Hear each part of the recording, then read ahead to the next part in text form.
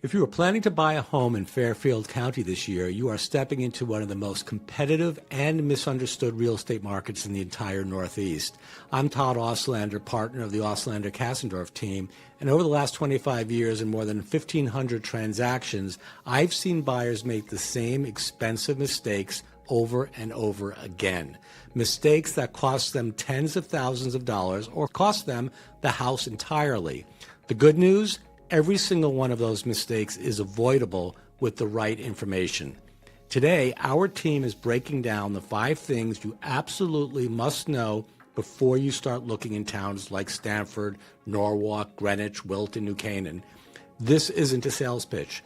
We don't do those. This is the same advice we give our own clients before they ever set foot in a showing. Let's get right into it.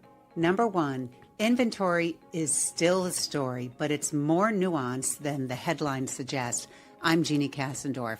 Heading into spring 2026, months of supply across Fairfield County sits at just 1.5 months. A balanced market is 6 months. Let that sink in.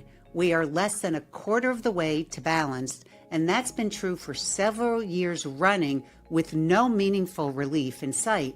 But here's what buyers actually need to understand. Not all inventory behaves the same way, and this is where a lot of people get burned. Homes that are priced at or just below true market value in desirable neighborhoods are still seeing multiple offers within days, but homes that are overpriced, even by a relatively small margin, are sitting. And when a home sits, buyers assume something is wrong with it, which creates a downward spiral for the seller and eventually a below-asking close. There's also a town-by-town story happening that most buyers don't know about.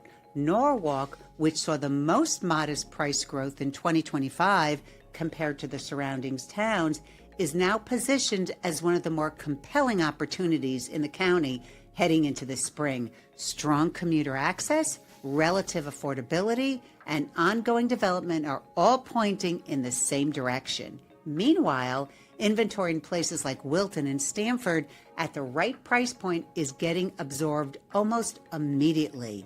The takeaway for buyers: you cannot treat Fairfield County as one market. The house, the town, the street, the price point, each of those variables tells a different story. You need someone who knows the difference. Number 2, your offer strategy matters more than your offer price. And most buyers don't figure that out until they've already lost 2 or 3 houses. I'm Josh Caldwell. As a buyer's agent, I work in these negotiations every week, and I can tell you that in this market, the highest number on paper does not always win. Sellers in Fairfield County, especially sellers of well-priced, move-in ready homes, are not just looking at price, they're looking for certainty. They want to know that if they accept your offer, the deal is actually going to close. So what does that mean practically? It means your financing needs to be airtight before you make an offer, not just pre-qualified, but fully pre-approved, ideally with an underwriting review already done. It means understanding when and how to address appraisal gaps or waivers, because in a market where homes are selling at or above asking, a standard appraisal contingency can make your offer dead on arrival. It means knowing what inspection thresholds are reasonable and what requests will make a seller walk. It also means your agent's reputation in the market matters. Listing agents talk to each other. When a buyer's agent has a track record of smooth closings, that carries real weight when 2 offers are close. We structure every offer to give sellers as much certainty as possible, and that's how our buyers are winning in competitive situations. Number 3, micro neighborhoods will define your daily life more than the town name on your address, and buyers consistently underestimate this. I'm Lindsay Dix. I'm also a mom of 3, so I say this from personal experience, not just professional experience. When you're buying in a town like Wilton or Norwalk, the zip code tells you almost nothing about what your actual day-to-day life will look like.